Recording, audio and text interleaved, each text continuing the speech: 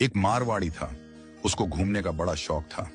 अब वो घूमते घूमते एक ऐसे राज्य में चला गया जहां पर क्या था, हर 5 साल में राजा चुना जाता था, पर चुनाव का तरीका अनोखा था। एक हाथी आता, सूंड में माला लेकर, और सबके बीच घूमता था। जिसके गले में वो माला डाल देता वही राजा बनता था।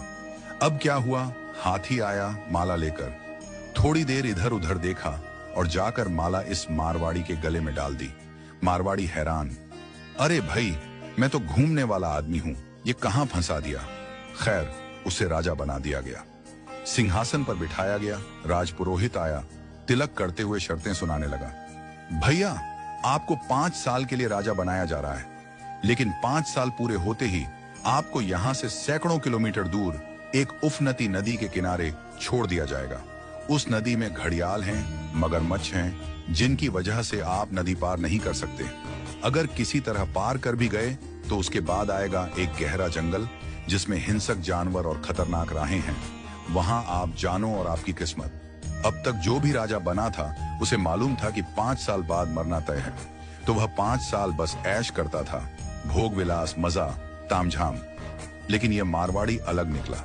उसने सोचना शुरू किया, अब मुझे 5 साल बाद क्या करना है। राज्य की जो भी आमदनी आती थी उसमें से 51% जनता की भलाई में लगाने लगा, और बचे हुए 49% से उसने अपने आगे की प्लानिंग की।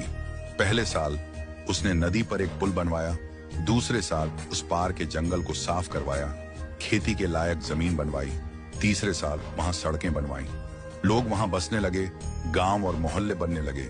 चौथे साल एक छोटा सा महल बनवाया जहां वह आगे जाकर रह सके। 5वें साल अपने जीवन भर का खर्च, जरूरी चीजें, अनाज, सब कुछ वहां स्टोर करवा दिया। अब 5 साल पूरे हो गए। परंपरा के अनुसार लोग उसे ढोल नगाड़ों के साथ विदा करने आए। लोगों की आंखों में आंसू थे। कहने लगे, ऐसा राजा हमने पहले कभी नहीं देखा। वो राजा था मारवाड़ी, शांत मुस्कान के साथ सबको प्रणाम किया और उस पुल पर चढ़ गया जो उसने खुद बनवाया था। लोग अवाक रह गए। हजारों राजा आए गए, मारे गए, लेकिन ये पहला राजा था जो भवसागर को पार कर गया।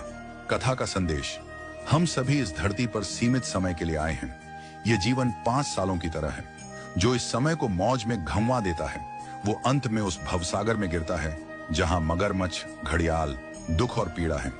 लेकिन जो जीवन का उपयोग अच्छे कर्मों, जनसेवा और प्रार्थना में करता है वो इस जीवन से परे उस पार पहुंच जाता है। तो आज ही से भवसागर पार करने के लिए अपना पुल बनाना शुरू कीजिए, ताकि जब आपका कार्यकाल समाप्त हो तो आपको भी सीधे ठाकुर जी के पास बैकुंठ में वास मिले और आपके अच्छे कर्मों की वजह से आपको हमेशा के लिए याद रखा जाए।